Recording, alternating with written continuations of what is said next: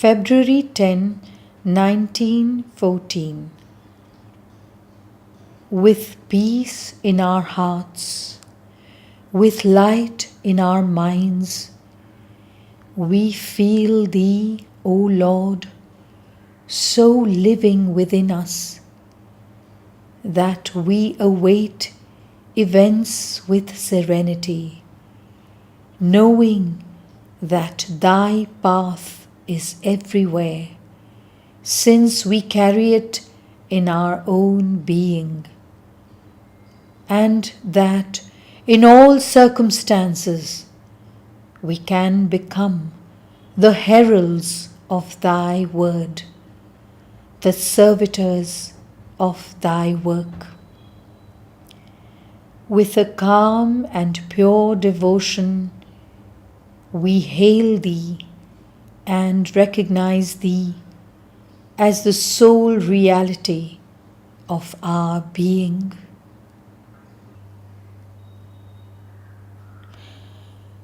February 11, 1914.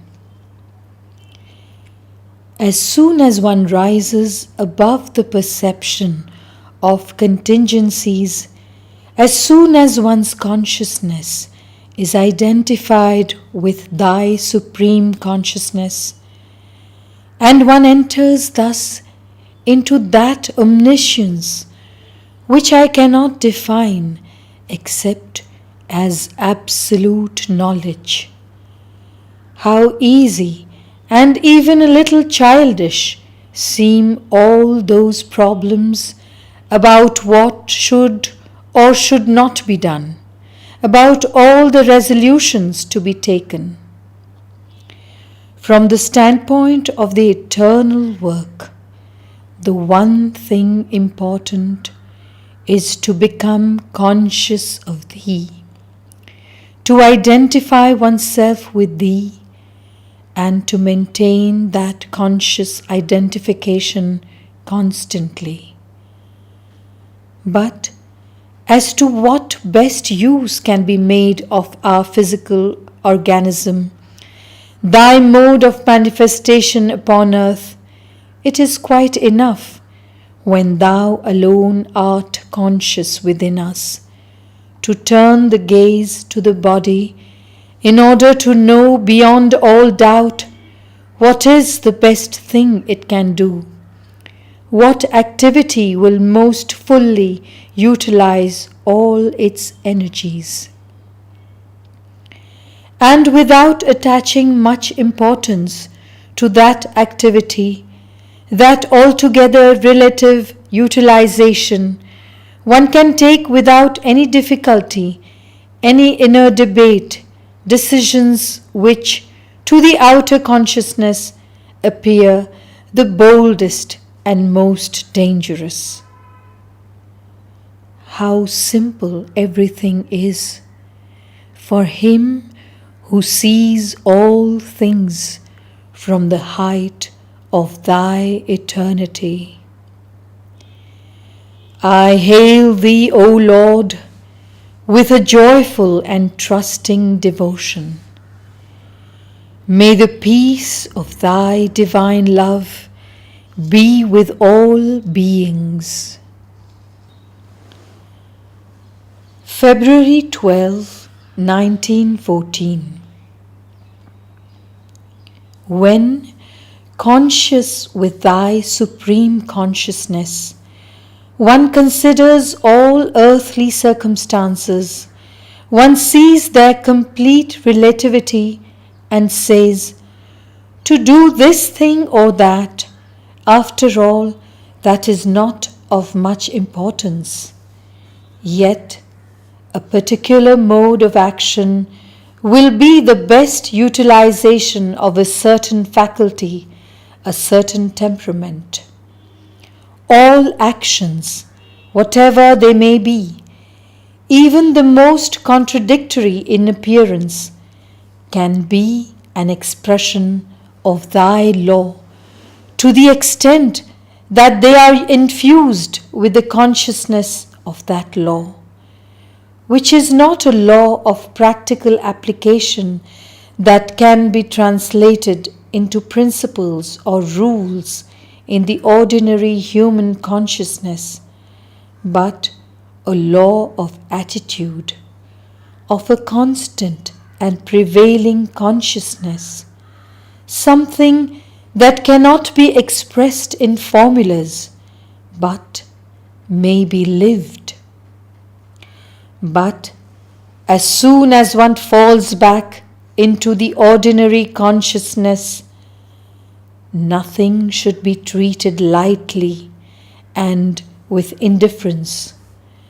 The least circumstances, the smallest acts have a great importance and should be seriously considered, for we must try at every moment to do that which will make the identification of our consciousness with the eternal consciousness easy, and avoid carefully all that could be an obstacle to this identification. It is then that the rules of conduct, having as their foundation perfect personal disinterestedness, should find their full value. With peace in my heart, with light in my mind, the hope born of certitude in all my being, I greet Thee, O Lord, Divine Master of eternal love. Thou art the reason of our existence and our goal. February 13, 1914. In the silence of an intense concentration, I would unite my consciousness with Thy absolute consciousness. I would identify myself with Thee, O Sovereign Lord of our being, Divine Master of love, so that Thy law may become clear and perceptible to us, and we may live only by it and for it. How beautiful, grand, simple, and calm everything is in the hours when my thought takes its flight to Thee and unites with Thee. And from the day it becomes possible for us to keep this supreme clear-sightedness constantly, with what an airy and yet sure step we shall walk through life above all obstacles and unhesitatingly. For this I know through experience. All doubt, all hesitation ceases the very moment one is conscious of Thy law.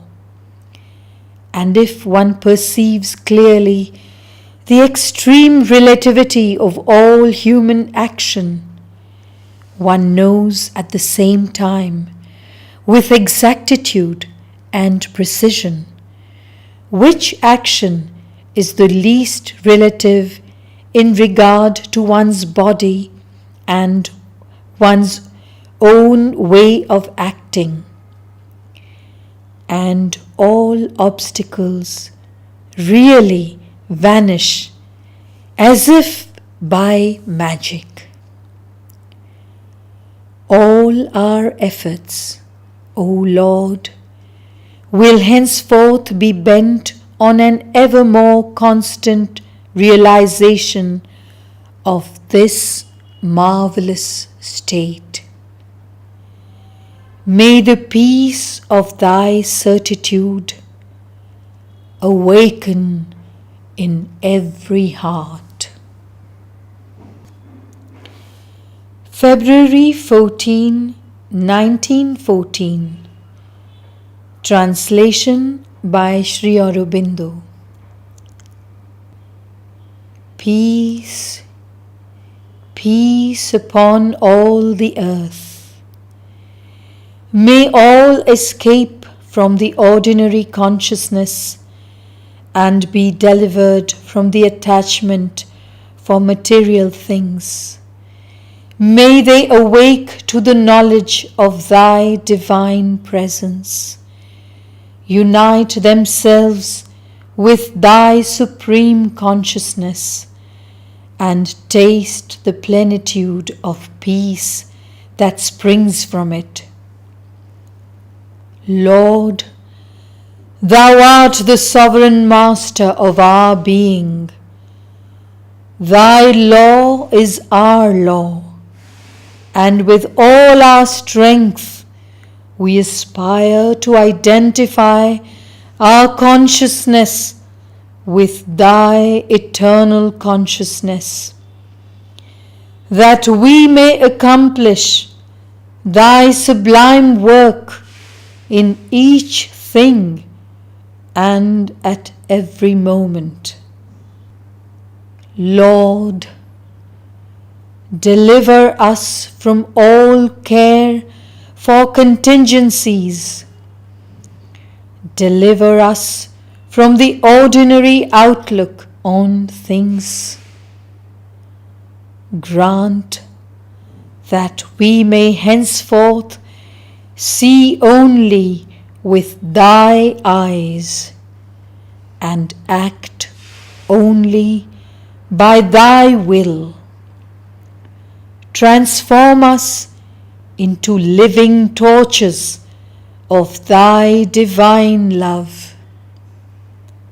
With reverence, with devotion, in a joyful consecration of my whole being, I give myself, O Lord, to the fulfillment of Thy law.